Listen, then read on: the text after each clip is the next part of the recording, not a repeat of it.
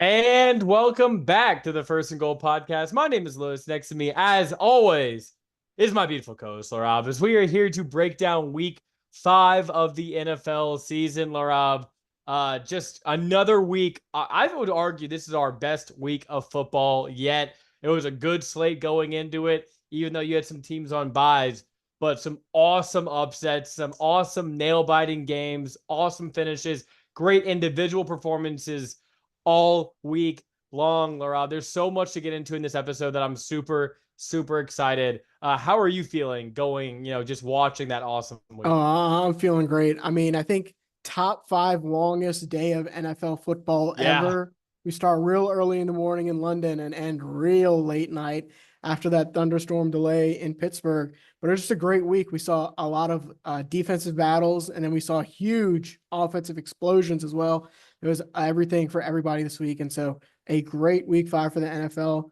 And of course, a great week for you and your picks. I mean, you eked it out after the Bengals give up a huge fourth quarter lead, 10-point lead to the Ravens. And then, a couple of mine just didn't go the way I wanted them to. The Bills, couple. Bills just awful play calling in that last drive. And then Tampa Bay, again, just another huge fourth quarter blunder. And that gives you the win in week 5. You didn't even mention the best game that I had. One of my best picks of all time, I'll be honest with you, Laura. The New York Football Giants going into Seattle. And man, oh man, I thought Malik Neighbors was going to play. Turns out he was out, and they still won. And they gave up a 101-yard fumble recovery touchdown. What an awesome game. I don't know. I was just on fire this week, Laura. And I even had an awful Browns pick in there to just capitalize it. So, hey, I'll take a commanding 3-2 lead heading into week 6. But let's go ahead, Larab, and let's start with last night's performance. Monday Night Football, the super anticipated game for a lot of Saints fans, getting a chance to go to the defending champions to test your mettle against the best team in the NFL. And you're not on their level. You're really not. The Saints lose 26-13, Larab. Biggest storyline of this game, Derek Carr leaves with an oblique injury. His status still uncertain as of Tuesday morning. Um, going into the game, I thought one of the biggest weaknesses of the Saints team was the interior of their offensive line. And it didn't help that they lost Lucas Patrick during the middle of the game, and Landon Young also got banged up. So it was just such a revolving door of these guys on the inside. And Derek Carr is a quarterback who rises with the tide. If the guys around him hold up and they're playing well and they're catching balls, then he plays very well. But if everything isn't good around him, he's not good. And we just saw an awful, just disgusting interception on that first drive of the game. That just kind of set the tone for the night for the Saints. Really fun play by Colin Saunders, picking off Mahomes in the end zone and returning it for 40 yards. But besides that, not a lot of good things to look for Saints fans here. Just a really bleak night in general for Saints fandom. Yeah, 3 losses in a row is just not a good look for that team. And then, on the other side is just that Chiefs defense. As bad as that offense has been playing, as inconsistent as they've been playing with the players that they've been missing, it's been that defense that's been carrying them, and that is going to continue to carry them. Now, I see a lot of Saints fans going back to their old ways. Oh, man, 3 losses in a row. This was just a tough spot for you to travel to Kansas City. You have a banged up offensive line. I still believe in this Saints team. Call me crazy. There's still a lot of good there, especially when you have pieces coming back like Eric McCoy at the center position. You just ran into the best team in the NFL, and your offensive line couldn't hold up. You still played a very tight division in the NFC. I still believe in the Saints team, and it's still a long season to go, to go. Yeah, and we'll talk more Saints in future episodes. I really wanted to highlight the Chiefs here because I think it was their best offensive game of the season.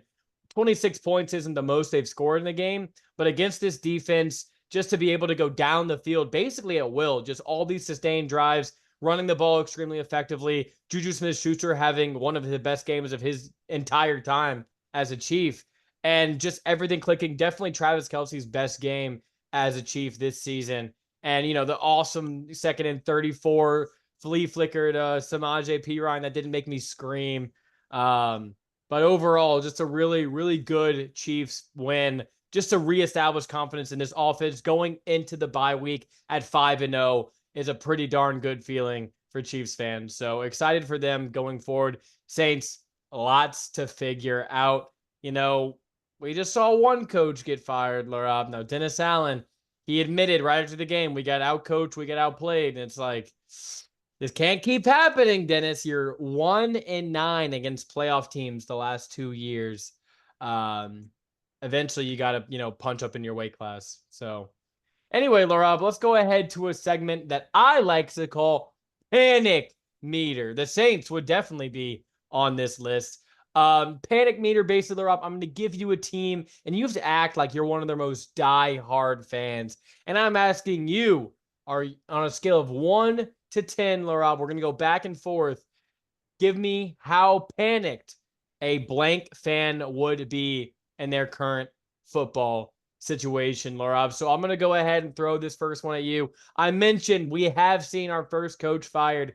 Robbert Saleh fired from the New York Jets this morning. Shocking news, after a London game and a game where, both of us picked the Vikings.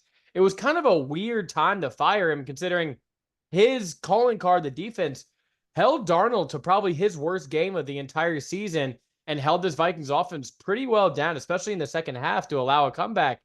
But it was just, all the weirdness between the relationship between him and Aaron Rodgers leading up to it. And, now you fall to 2-3. You have a new interim head coach. And what's his face? Do you know the interim's name, Lara, at the top of your head? Jeff Ulbrich, who's the defensive coordinator, stepping in to be the interim head coach. You're a Jets fan. What's your panic meter? I mean, it has to be a 7, right? I mean, your defense, like you mentioned, they're top 5 in EPA. So that defense, which is led by your head coach, is not the issue at all. And you just decide to fire him after your offense has been struggling. Now, Robbert Saleh, just by his wins and losses historically, is one of the worst coaches in NFL history based on win percentage. But that's not his fault. That's Zach Wilson's fault. That's Aaron Rodgers' start to the season's fault. And so now you fire this guy who's been dominant defensively for your team, and the problem is still there. Nathaniel Hackett is still your offensive coordinator. You really don't have that deep threat to stretch down the field. You're not able to run the ball, and now you think your best course of action is let's fire our head coach as soon as our schedule starts to open up. I just think that's asinine by this Jets organization, which has not been competent since they became a franchise. And now, they're going to be in a tough spot because Aaron Rodgers, they go Monday night, they play the Bills and what is going to be a very tight game. And they lose that, and they drop to 2-4. Now, what are you thinking? I'm going to be honest. I did not expect Saleh to be fired this early, but on the same side, I did not expect him to survive this season. I just saw no way in which they matched the level of expectation they would need to get to in order for Saleh to keep his job. He was set up to fail. It was kind of weird why they decided to keep him after last year anyway. And it's like, well, let's get a full season with Rodgers. Clearly, those two did not get along whatsoever. Limited communication in the offseason. You had the incident where, Saleh called his trip to Egypt an unexcused absence, which apparently really angered a lot of people in Rodgers' camp, including himself, which is the only person in his camp. But I just thought this was just a really combustible environment. And to be fair, I don't think Robbert Saleh is a good head coach. I think he's below average. I think there's certain game things that he doesn't quite get. I think he's a great, he's in that group of guys who you're a great coordinator, not a great coach. And I think that's kind of the bubble he fits into. I think he'd be a great defensive coordinator for a really good defense, similar to what we're seeing with Brian Flores right now with Minnesota. But I just don't know if he has the chops to make it as an NFL head coach. Just doesn't get along with the quarterback, being how eccentric Aaron is. And clearly the organization is siding with Aaron because he's the face, he's the moneymaker. And unfortunately, Saleh gets the boot. And looking at this long-term for the Jets, this is obviously going to affect the chemistry on the team. A lot of the defensive strategy, what does that change? You still have Jeff Ulbrich, your defensive coordinator. You still keep Nathaniel Hackett, which I thought could have been a casualty as well. But clearly, Aaron Rodgers is calling the shots full time now for this team. So I just didn't like their talent either way. Aaron Rodgers dealing with an injury going into next week. And it just seems like every single time he gets hit, they had 3 interceptions last week. he just isn't taking hits well. He doesn't want to take hits. He's not taking risks whatsoever. Their receivers aren't that great. Brees Hall has just been dominated the last 2 weeks. Tell me about it. And they've just looked pathetic offensively. And it was just a weird decision. This is a 10 for me, Laraib, because I thought the Jets team, looking at their schedule, they could have won this division and they would be, in a spot to really compete in the AFC playoffs. Now, I don't think they were a favorite, but right now I think they're a bottom 5 team in the conference. I mean, just the level of dysfunction. It's like the same old Jets, Laraib. Yeah, a lot of question marks going forward. And like the big thing you hit on, it really seems like it's all rides on Aaron Rodgers and how he is going to perform and how he looks like he's leading that team now, Lewis. But another team I want to ask you about, the Buffalo Bills, who, a couple of weeks ago we said, they might be the best team in the NFL. Now back to back, embarrassing losses, really. You get steamrolled by the Ravens and then just really bad play calling. They were also down most of that game against the Texans, Lewis. And so what is your panic meter on the Buffalo Bills? I'm going to say a 5 here, Laraib.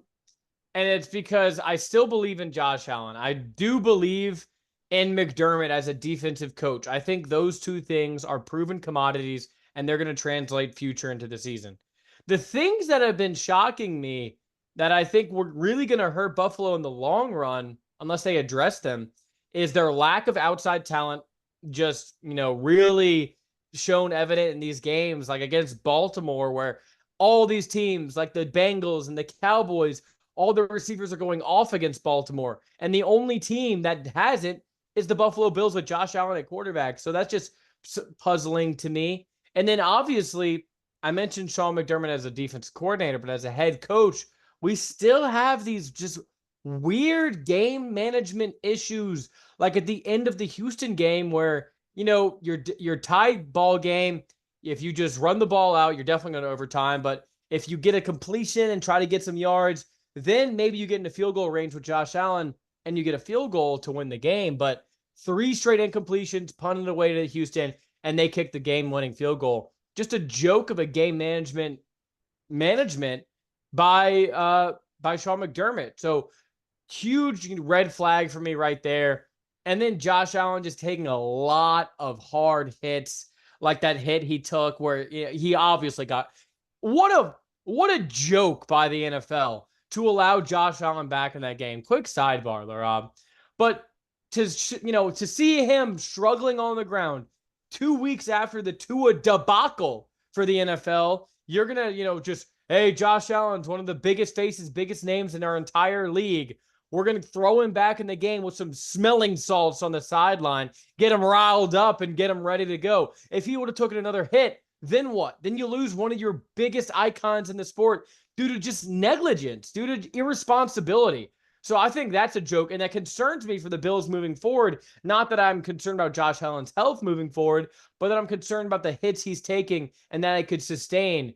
So overall, I think they're in a good position in their division. I think the Jets and the Patriots the Dolphins and the Patriots are cooked. The Jets, even though I really just took a big old dump on them in our last segment, I think that they have a chance to go into Buffalo Monday night and take the lead in the division for the moment, which just seems crazy right now, considering how these two teams' seasons are going. But I do think they can win their division, host a playoff game, and with Josh Allen, they will figure things out. I have them listed as a 6. They started the season red hot. The last 2 weeks have been really disappointing against teams who are in the upper echelon of the AFC. Those are teams we expect the Bills to be competing against come, December, January time. And they just haven't lived up to that. They got rolled over by the Ravens, and the Texans were dominating that game 17-13, -1 huge Keon Coleman touchdown and, a couple, bad mistakes from CJ Stroud that led to easy points for the Bills. And then, like you mentioned, the big thing has been Josh Allen. The hits that he's taken in the last 2 weeks have not looked pretty. You know what also hasn't looked pretty? This Bills defense. Sean McDermott, the defensive-minded head coach, he's allowed the Ravens to run all over them. And last week, CJ Stroud was throwing all over them. And so it just has not looked pretty for this defense at all. And that's why I have them rated as a 6. And now, they have a really easy shot of winning their division. But when it comes playoff time, I think they're really going to have to figure some things out. And so that's why I have them listed as a 6. All right, next team, Laraib. If you're a Cincinnati Bengals fan looking at a 1-4 record in this AFC North, which is always treacherous, what is your panic meter saying? I'm going to go right in the middle of the road and give them a 5, Lewis. And hear me out here. The only reason I'm giving them a 5 is if you can tell me that their offense is a 10 out of 10, I'll stand with you. And you can tell me their defense is a 0 out of 10, I'll be right there with you too. And so that puts me right there at the middle of the road at 5. I think Joe Burrow has been playing lights out minus, week 1 and honestly just week 1. Besides that stinker in New England, he's been balling out. They've put up 30 points 2 times, over 30 points 2 times this season. It's been that defense. And Lou Anarumo, he's been called the Mahomes killer. And they really slowed down Mahomes in week 2. But I'm sorry, there's 30 other teams in the NFL that you have to worry about besides Patrick Mahomes and your own team. And they just have not lived up to that. They bring in guys like Geno Stone. They still have guys like Trey Hendrickson, Sam Hubbard, Logan Wilson, Cam Taylor-Britt. But, even with those names, you still just don't see them living up to even a good defense, an okay defense. They've been porous across all levels, rushing through the air. I mean, they really need to pick things up on the defensive side of the ball and really give Joe Burrow some help. Laura, I have written down a 5 as well, but I'm leaning lower, if you can believe that or not. Laura, this is the best NFL offense, cap or no cap. I mean, no cap. You see Jamar Chase taking 70-yard touchdowns. T. Higgins caught a big one through the air. Both those guys having 2 touchdowns. I mean, they're balling. I mean, just look at the touchdown efficiency, the drives they've had the past few weeks. They have been on fire. It just, you mentioned it, without a good defense. You know who this reminds me of, Laura? This reminds me of the 2015 New Orleans Saints, where you had the #1 scoring offense in the entire NFL. You had the most yards per game, and you had this high-flying, awesome passing attack with a decent rushing attack, but the worst defense in the NFL. And you know what that got you? A 7-9 season, though, it's failing expectations. When you have a guy like Joe Burrow or Drew Brees and their apex of primes. And that's how I feel about this Bengals team. Now, I do have more hope because you look around the AFC right now, Laurent, and it's pretty, it's slim pickings for who these final 2 seeds in the wild card are going to be. We thought the Steelers may have been a lock, but then they dropped 2 disappointing games in a row, and then the Browns are out of it. So it's really a 2-horse race in the AFC North. The AFC East, the Jets are going through all this turmoil, and the Dolphins and Patriots are cooked. So basically the Bills. AFC South, basically the Texans. Colts are no, actually just the Texans. And then the AFC West, the Chiefs and who? My frisky Broncos? Maybe. But that's 5 teams, Laraib. So there's definitely still a path. I could see a team with 9 wins making their way into the AFC playoff picture. And you're telling me that you need to go 8-4 down the stretch to get there?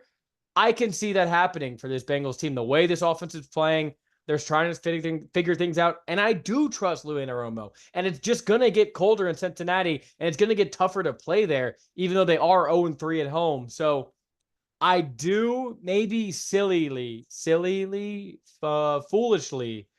maybe still do believe, just because I love Burrow and I love this offense, but give me a 5 as well.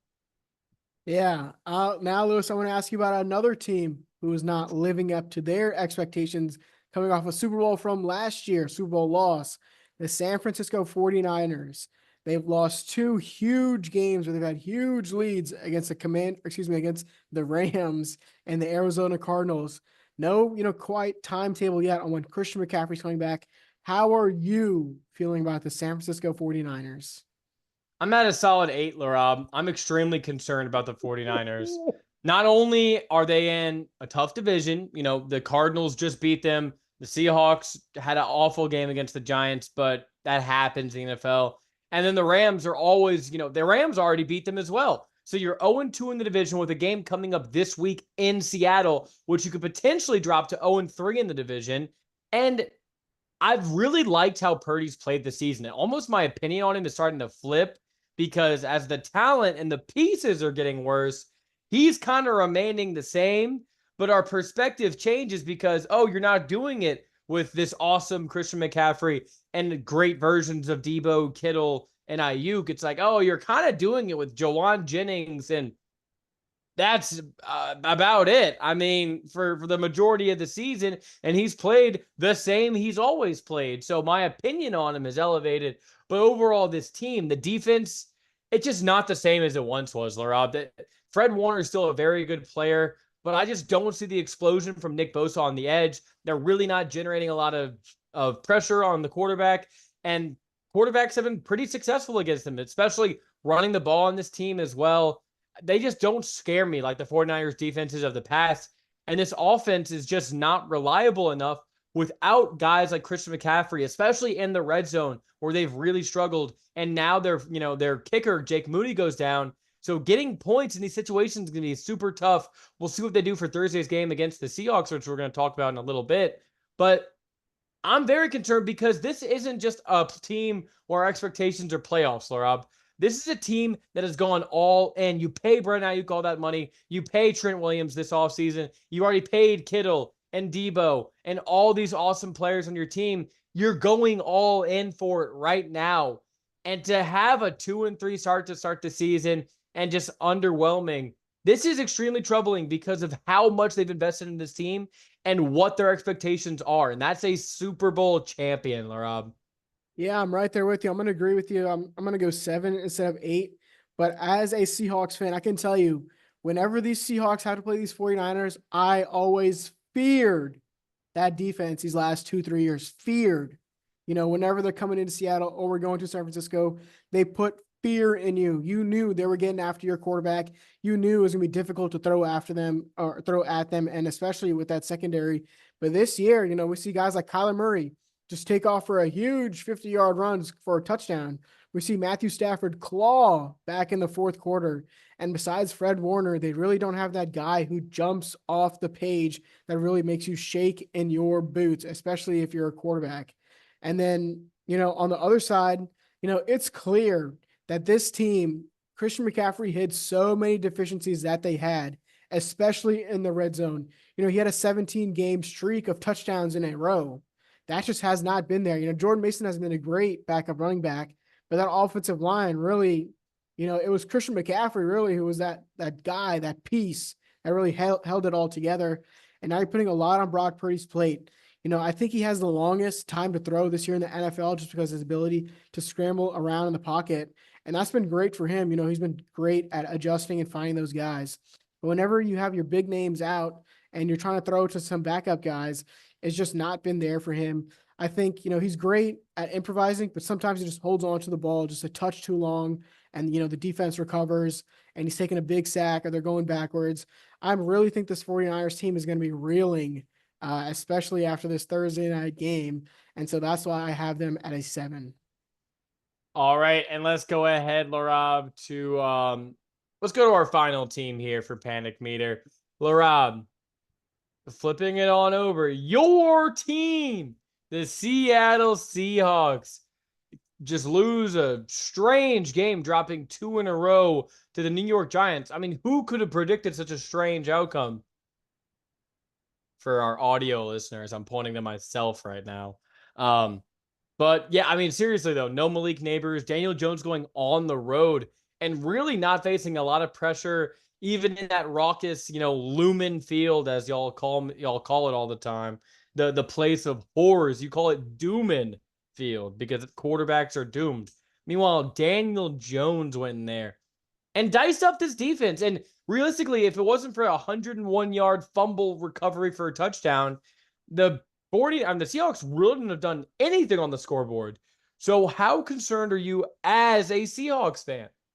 I'm sitting at a cool, calm, collected 5. Okay. Our defense has been decimated by injuries. Uchenna Nwosu recently today went on IR, one of our biggest pass rushers. Now you're really relying on guys like Boye Mafe in his second year to really take that second leap. And then, besides that, we have a lot of big bodies to stop the run who've been banged up. Leonard Williams, Byron Murphy the second. They were playing in that game, and still they're getting gashed by the Giants' backup running back. And so that really puts a lot of fear into me. What doesn't put a lot of fear into me is this offense. They really slipped up for me this past weekend, but Geno Smith still showing that he is a solid, dependable starter in the league with his legs and through the air. He's done a great job distributing the ball to DK Metcalf and Jackson Smith and Jigba, but it's been our own, turnovers, right? And some questionable play calling.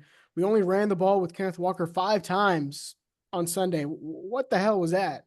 DK Metcalf, back-to-back weeks where you fumble the ball in crucial drives where you're driving down the field. He just fumbles the ball. We're kind of getting in our own way. Now, this NFC West, they've been beating up on each other the past few weeks. The 49ers lose to the Rams and the Cardinals. The Cardinals, thrash the Rams. This is going to be a division that's going to be up and down. But look outside of that. You see the NFC, where there's no one really else who's really beating you off the page. You have the Vikings, you have the Lions, you have the Packers, but there's still a competitive division here where you have a chance to sneak in as a wild card and still, maybe win your division. So I'm sitting at a cool 5. Yeah, I'm with you there. I was just trying to dramatize it a bit. I think the offense will be fine, getting Kenneth Walker fully healthy and just getting these, both offensive and defensive lines healthy. Could take some time, though. Could have some bumpy road parts. And the Seahawks have a tough schedule in the next few weeks. So losing that game at home was a huge loss, but they can make up for it with some big wins on the road. All right, Laraib, I threw a topic at you last night, and we're going to tackle it here. With a seemed decline in passing production this season, maybe even last season as well, it's getting harder and harder to distinguish who the truly upper echelon guys are quarterbacking in the NFL. What makes a great quarterback? What traits do a great quarterback possess over a regular or a normal quarterback, or even a bad one like Derek Carr? So what do these quarterbacks have in common? Well, we're about to tell you who we think top 10 NFL quarterbacks in the NFL are right now. I made a list. Laraib made a list. We have not shared these lists with each other, Laraib. So what I think we'll do now is we're going to go back and forth 10-1, and we're going to debut our list. I feel like towards the end, it'll get kind of boring, but this is where it gets juicy, Laraib. Is there any really tough cut that you want to give a shout out to? Quick shout out I want to give to Matthew Stafford. What? He doesn't quite make my top 10, but he's been playing fantastic. Now, the numbers don't really say that, 3 touchdowns, 3 picks, but, that's been a lot of Kyren Williams inside the 5. Ooh. I think Matthew Stafford has been great. This Rams team is 1-4, but they've lost 2 or 3 one-possession games and very easily could have went their way. Shout out Matthew Stafford. All right, and then I also want to give a shout out to this guy who you talked about earlier, a guy who really, flipped the script not the past few seasons, but now he's just a solid quarterback. And it was a tough omission for me, but Geno Smith did not make my top 10, but I did want to give him a very special shout out here. All right, Laraib, let's go ahead and get into this. There were no rules. Typically if their quarterback was injured or whatnot, we'd exclude them or something, but didn't seem like there was a guy unless you were a big Tua guy, which, if you watched us, we had a Will Levis or Tua debate last year, and we both picked Will Levis, so we don't like to talk about that one. Anyway, Laraib, I'll go ahead and start with my top 10, and it's spicy at number 10. How about Jaden Daniels from the Washington Commanders? There was just no way I could leave him off this list, and the only reason why he's not higher is because the sample size isn't big enough, Laraib. That's pretty much it. Because so far through 5 weeks, he's 4-1 as a starter, and some people would argue wins are the most important quarterback stat. I think those people are ridiculous. But overall, highest completion percentage in the league, over 300 rushing yards, 1,000 passing yards, just doing it by air and by land. He's just been awesome to watch this year. It's just how is he going to look in big leverage moments and playoff type of moments? That still needs to be seen. But overall, I can't deny the talent. That's why he is in my top 10. Well, I also have Jaden Daniels on this list, but he's not number 10. And number 10, give me Ooh. your honorable mention. Give me Gino. They wrote me off. I didn't write back Smith. I believe he's playing at this level. We've seen it, last 2 years. He's been playing solid, decent, amazing football, really keeping the Seahawks in these tight games, winning overtime games against the Patriots, throwing for, 300 something, 400 yards against the Lions on Monday Night Football. He's the reason the Seahawks team has 3 wins. You can also say he's the reason they have 2 losses, but they've been playing No. very well with him at the quarterback position. And I think he deserves to be here. I think he's number 1 in passing yards. He's been playing great this season. I like him at number 10. All right, Laraib, number 9 quarterback. This is the one that I think will shock you. Give me Brock Purdy at my number 9 quarterback in the NFL. I just think that you can't deny the efficiency. And yes, he has good teammates. That's what you need in the NFL if you want to be successful. But Laraib, he's super efficient. He takes care of the ball for the most part. That was a pretty bad pick against the Cardinals, but it was a tipped interception. So I'm not going to put too much on Purdy for that one. But he just delivers. And it's hard to deny him when he's beating out guys like Sam Darnold from last season, and he's just playing really good football. Top 5 in EPA over the last 2 years. Top 5 in yards per attempt. Top 5 in passer rating. I mean, he's just playing extremely good football, and he's proving it without guys like Christian McCaffrey and without guys, at the top of their game like Deebo Samuel, George Kittle, Brandon Ayuk, that he could still run a very efficient offense with Kyle Shanahan. And that's valuable nowadays. And I think he's the best at it in the NFL. So give me Brock Purdy, number 9. A great pick. At number 9, I have the Bake Show, Baker Mayfield at number 9. He's been playing fantastic ever since he arrived in Tampa Bay. And especially this season, I know he had a stinker against the Broncos at home, but we saw him on Thursday night, right? Just delivering strikes to Mike Evans, to Chris Godwin. Throughout the season, he's been balling. I think a lot of people have not been giving him his flowers as a former number 1 overall pick. He's been playing fantastic football. That's why I have him at number 9. Yeah, and I want to give Baker a quick shout out. I just think what he's been able to do with his mobility this season has been a huge thing for this Tampa offense of just getting out of these third and medium, guys send a blitz and the middle's wide open. I see so many quarterbacks who just lack that ability to pick up those easy yards that are right in front of you. And just that added dimension to their offense really unlocks a lot of what they can do.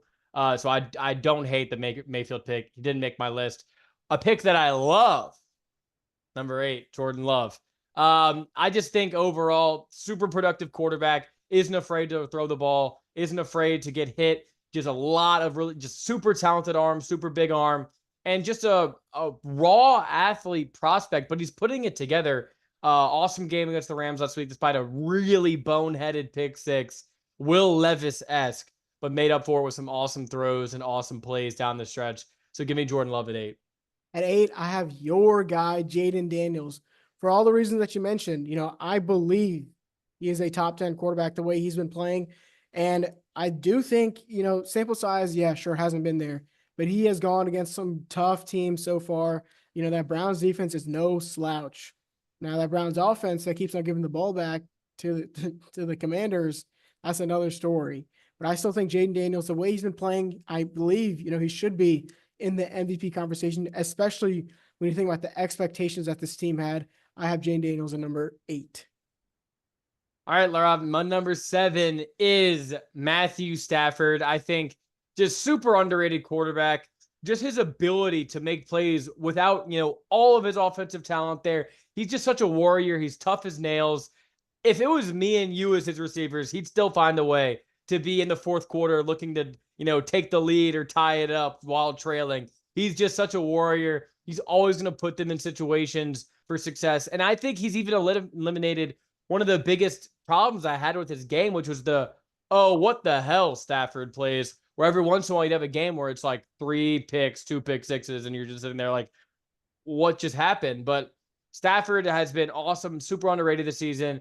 It just sucks what's happening with the Rams right now because watching him play is just such an awesome experience. Yeah, no, he definitely made my honorable mention. You know, maybe the stats don't back it up, but he's been playing fantastic football. I just don't think he's been playing at that top 10 level so far. For my number 7 spot, I have your guy as well, Brock Purdy. You know, Mm. he has been a huge reason why this team has been playing so well with all those guys missing. He's been fantastic with Christian McCaffrey out. A lot of people said he would turn back into a pumpkin when he didn't have those guys, and that just hasn't been the case. So give me Brock Purdy at my number 7 spot. That is a shock hearing that from you, Laraib. I think there's a good chance, 6-1, we might have the exact same name. So I'll just go ahead and say number 6, Dak Prescott, Laraib. I think he's a perennial MVP candidate. What he's able to do for this Cowboys offense is extremely underrated. They're putting a ton on his shoulders right now. And, as they should, he is the highest paid quarterback in NFL history. But what he's asked to do week by week, and we saw it in that Steelers game, they needed it. They were on the ropes. Then they play at Detroit or home against Detroit. And this is a game they just needed to find a way to win. He had Jalen Tolbert for the win. And just awesome moments like that from Dak is why I can't quit him. And I see him as a Super Bowl winning quarterback. They just need to have just the requisite pieces around him for him to get it done. So I do have I have Dak, number 6. Yeah, I have to agree with you right there. This team has the least amount of rushing yards in the NFL. You talk about a guy whose only option is to throw the ball as many times as he can in a game so they can win. Rico Dowdle, a solid game for him on Sunday Night Football. Besides that, Ezekiel Elliott as your number 2 running back just does not give a team a lot of hope to run the ball. And so, yeah, I agree. Dak Prescott, maybe one of the most ridiculed quarterbacks, especially for his play in the postseason. But how he's been playing in the regular season the last 2 years, you can't deny how well he's been playing. All right, Rob, just stop me when you disagree. You ready? At Mm-hmm. number 5, CJ Stroud. Any disagreements? No disagreements. At number 4, Joe Burrow. Any disagreements? Disagreement. Okay, Disagreement. go ahead. Wait, hold I on. have Wait, Josh before you Allen go. at number 4. I think Joe Okay. Burrow has been playing better than Josh Allen. Like you said, that offense for the Bengals, I believe, or this next 3 teams that we have are playing better than what the Bills have. Now, Josh Allen, maybe doesn't have the same weapons as everyone else. He's been having to do a lot himself. But, from in that Ravens game, he did not look good through all of it. And then for that Texans game, really, minus the fourth quarter, he just did not look like himself. Maybe that's due to concussion, but I just think those other guys that I have listed above him are just playing better. I don't know, Laura. Let's just go ahead and I'm going to review the rest of mine, and we'll see where we disagree. I have Joe Burrow at number 4. I have Lamar Jackson number 3. I have Josh Allen number 2, and I know we'll agree on number 1, Patrick Mahomes. But Laura, I don't understand with Josh Allen. He's obviously not only the second most talented quarterback in the NFL, but he's the second most productive. What he's able to do with his arms, with his legs, just launching these nuclear bombs and shutting off defenders. And I trust him in these late game situations more than I trust a Lamar Jackson. I do trust Joe Burrow more, but Joe Burrow just has some of these stupid plays, like the interception he had against Baltimore, where it's like, well, what the hell was that, Joe? And I get it. Allen has these plays too, but he makes up for so much of it with his dynamic athleticism, his strength, what he's able to do, just throwing defenders off of him and taking a lot of punishment, which I know it has been a problem this season for a guy like Lamar Jackson and Joe Burrow, but guys who've had big injury concern and injury history in their careers, whereas Josh Allen's the more durable and the more proven guy come playoff time. So I think it's a clear and obvious number 2. Now, has he been playing worse this season? I would say marginally, yes. Mainly because, in 2 of these blowouts for the Bills, he hadn't been asked to do a lot. I think he will play better. I think he needs to develop more chemistry with some of the guys on the outside. And I love Lamar, I love Burrow, but that's why I have Allen at number 2. I saw Lamar Jackson stiff arm Sam Hubbard twice in the same play, run Now to the he's sideline, washed. and just toss it up to Isaiah Likely for a huge touchdown. Lamar Jackson does not get the credit that he deserves the way he's been playing. Two-time NFL MVP. You haven't seen Josh Allen win any of those in Buffalo.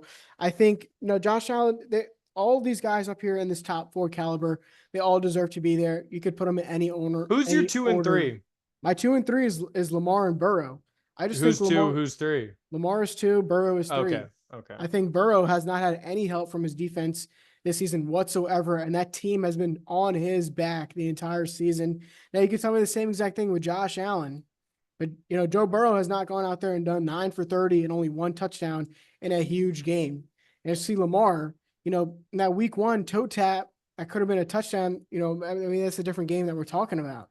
And so I just see these two guys, yeah, they have better weapons. Yeah, maybe their offensive lines are better. You can tell me one defense is better than another.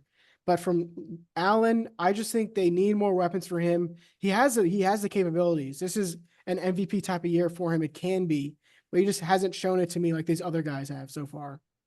Yeah, I think once we get to this top below Mahomes, we're kind of splitting hairs here with these 3 guys who, I mean, are all super awesome quarterbacks who might be regarded higher if it wasn't for number 1, Patrick Mahomes, who's just this dominant force in their way.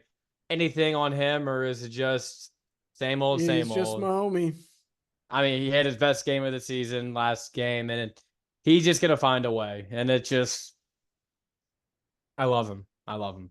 Anyway, Laura, that was our top 10 NFL quarterbacks. If you have a different list, please let us know down below. And hey, if we're projecting to the end of the year, Caleb Williams, man. Hey, he had a Oh, game, didn't he? He had a against the game. Carolina Panthers. Hey, nothing. You need some of those games. It's like a good shooter needs to see a free throw go in before he can start getting red hot in Chicago, as I'm gonna say.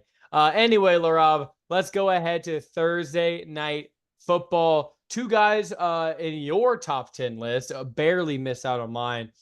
Geno Smith hosts Brock Purdy as the Seahawks host the 49ers. Seahawks or 49ers favored by 3.5 points. Very important number there, Laura.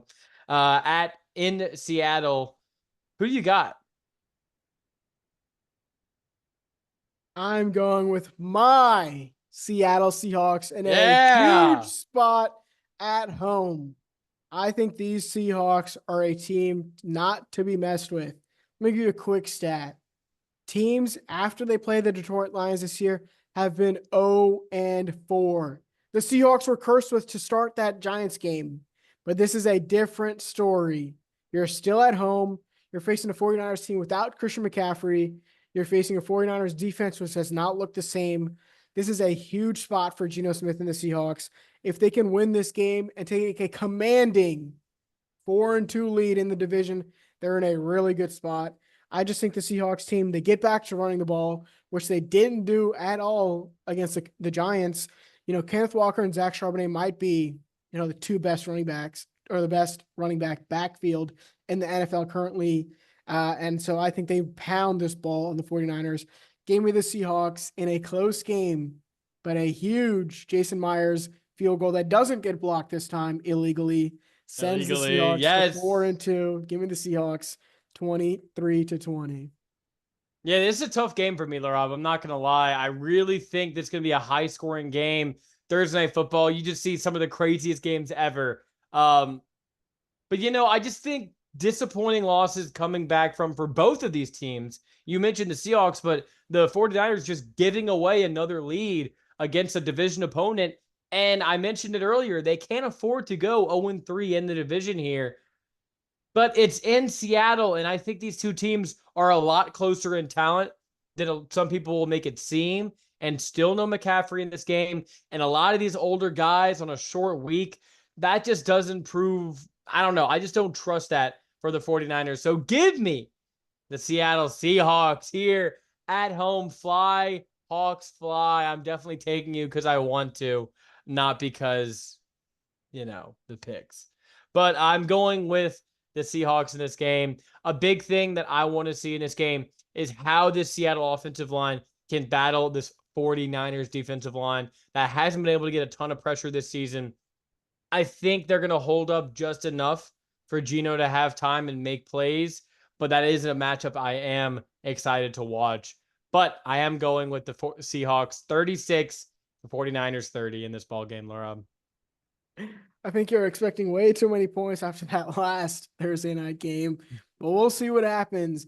But that is going to wrap up our week 5 review. A lot of teams that we liked, a lot of teams that we might be panicking on, and then also our top 10 quarterbacks. Like we mentioned earlier, if you disagree, let us know down in the comments. Rip us down in the comments below. But if you want to listen to our week 6 picks, those will be coming out on Thursday. But besides that, Lewis, I think that's the First and Goal podcast signing off. Peace.